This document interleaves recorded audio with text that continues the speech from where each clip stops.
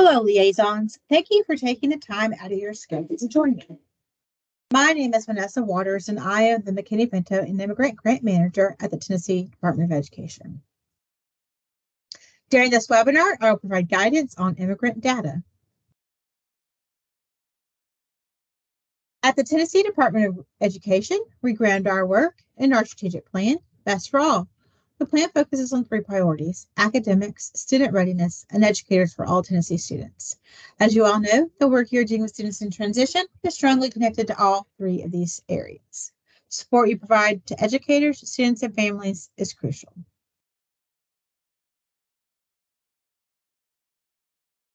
So during this webinar, I'll be providing information on key fields, legal status, special cases and exceptions. We will look at checking data in EIS, technical issues, and finally, I will wrap up with suggestions to improve data quality, resources, and contact information. So let's begin with the key fields. There are 3 key fields that apply in the immigrant collection. First, the immigrant flag. Second, date first arrived or enrolled in U.S. school. And third, birth country. So let's break that down a little bit further. The immigrant flag will be yes for students who were not born in one of the 50 U.S. states, District of Columbia or Puerto Rico, and no for students who are born in the United States. It is important to note that the immigrant flag is a permanent part of the student's record and will be yes for the student's entire enrollment history. Please be sure that you do not remove the yes. It is also important to note that birth country can never be blank, unknown, U.S. or Puerto Rico for immigrants. You must complete birth country for all students to ensure that your data are accurate. SIS packages may default to U.S. if birth country is not entered for a student. Immigrant students whose birth country is missing or reported as unknown, U.S. or Puerto Rico, are excluded from immigrant counts. Let's talk about the date the student was first enrolled in U.S. school. Date first enrolled in a U.S. school cannot be uploaded as blank if immigrant student status was yes in 2017, 18, or later. Enter the date first enrolled in a U.S. school for immigrant students in grades pre-K through 12. Date first enrolled in U.S. school is used to identify immigrant students who have been in a U.S. school for 3 or fewer years. During this 3-year period, immigrant students are eligible for Title III immigrant services.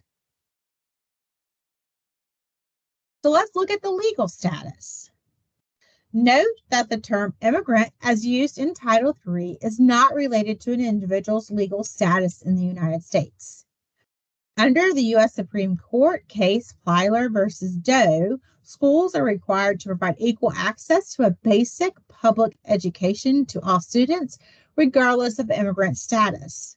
For more information, see the U.S. Department of Education's Office of Civil Rights, OCR guidance for school districts to ensure equal access for all children to public schools, regardless of immigration status, available at Equal Rights to Education. On the next few slides, I have provided a few scenarios for us to look at.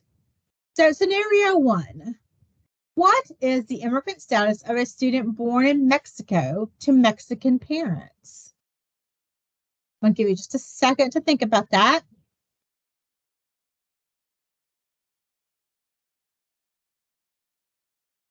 The answer is the student is an immigrant, a non-U.S. citizen who was born outside of the U.S. Code immigrant status as yes. Okay, let's look at scenario 2. Suppose FPO has an immigrant count scheduled for next week. 100 students in the district are immigrants and have been flagged with immigrant status as yes, but country of birth is missing and reported as United States for 20. How many students will be included in the immigrant count? I'll give you just a second to think about that.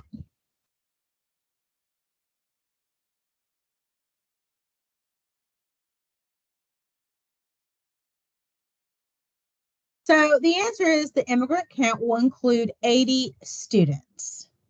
Immigrant students whose birth country are missing or reported as unknown, U.S. or Puerto Rican, are included for immigrant counts, are excluded from immigrant counts.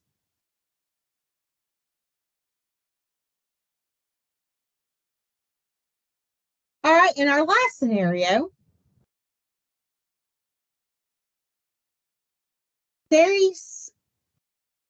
sorry, an immigrant student first entered a school in the United States in August of 2016. How long is she eligible for Title III immigrant services? How long does her immigrant status remain yes? I'll give you just a second to think about Sari's scenario.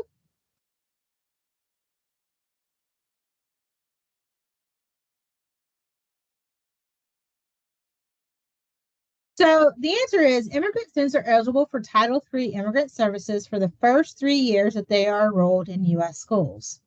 Since Sari began her schooling in the United States in August 2016, she was eligible for Title III immigrant services from 2016-17, 2017-18, and 2018-19 school years. Immigrant status is a permanent part of a student record. Sari's immigrant status remains yes for as long as she is enrolled in a U.S. school.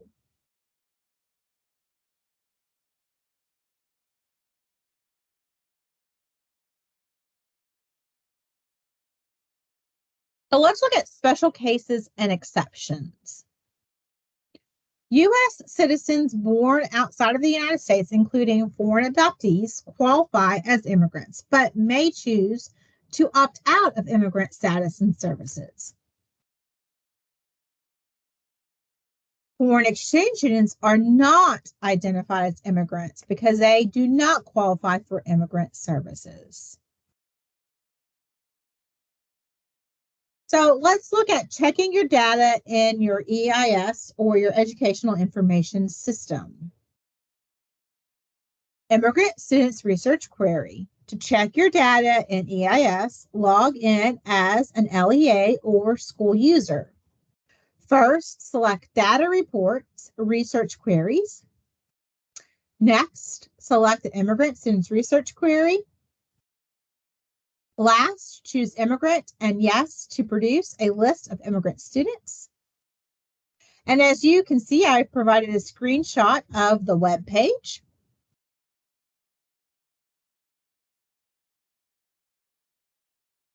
Now let's look at how to get Immigrant Students Research Query results. To run the query, you will start with Select View Report. Next, you're going to download the query results to CSV or Excel format by selecting the file icon on the right of the Find Next. As shown in the table, note immigrant students are coded yes, coded Y, not N. Date first enrolled in U.S. school is complete, and birth country is complete and is neither U.S. nor Puerto Rico.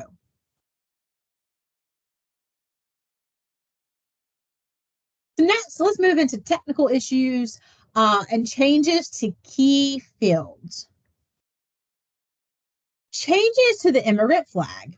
When the value of the immigrant flag changes, EIS generates an informational error message that contains the previous value and requests to confirm the new value. If the new value is correct, no further action is needed. If the new value is incorrect, please revise your data in SIS or restate your data in EIS.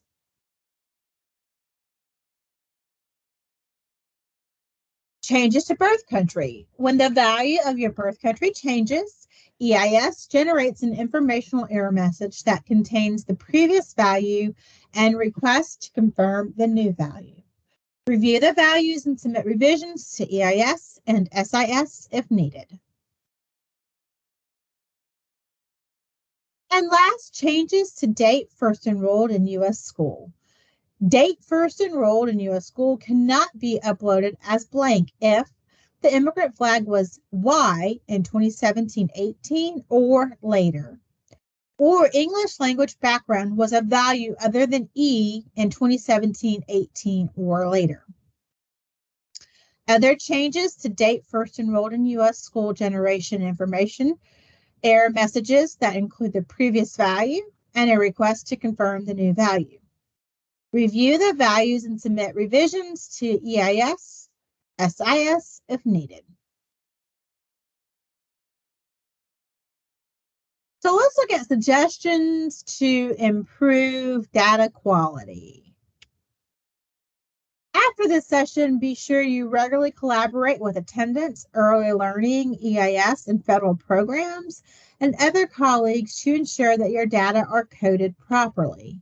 Be sure to frequently check your data in your Student Information System, SIS, and EIS, and upload revisions as needed.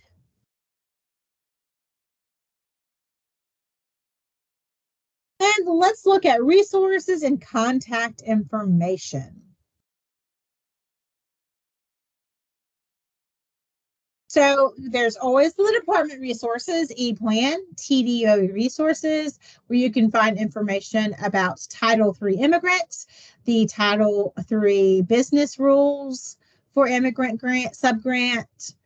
You'll find the FPO data manual, federal resources, can be found, educational resources for immigrants, refugees, and then immigrant unaccompanied children enrollment fact sheet. And then, of course, your non-regulatory guidance for English learners in Title III of the Elementary and Secondary Education Act. And there's also the nonprofit resource, Immigrant Students, How Schools Can Help from Schoolhouse Connection. I highly recommend that you look at those nonprofit resources as well as the federal resources, both Schoolhouse Connection and your non-regulatory guidance would be very helpful and useful to your immigrant programming. So if you have any questions about immigrant data and coding, please contact Trish Kelly, the FPO data manager at trish.kelly@tn.gov. For questions about the immigrant program, contact me, Vanessa Waters, the McKinney-Vento and Immigrant Grant Manager at vanessa.waters@tn.gov. And for EIS errors and restaging problems, please contact the District Technology Support Team at dt.support@tn.gov. I hope this presentation on immigrant data has been helpful. Thank you for what you do every day for students, families, and communities. If you have any questions, please feel free to reach out to me. Again, thanks for joining and have a great day.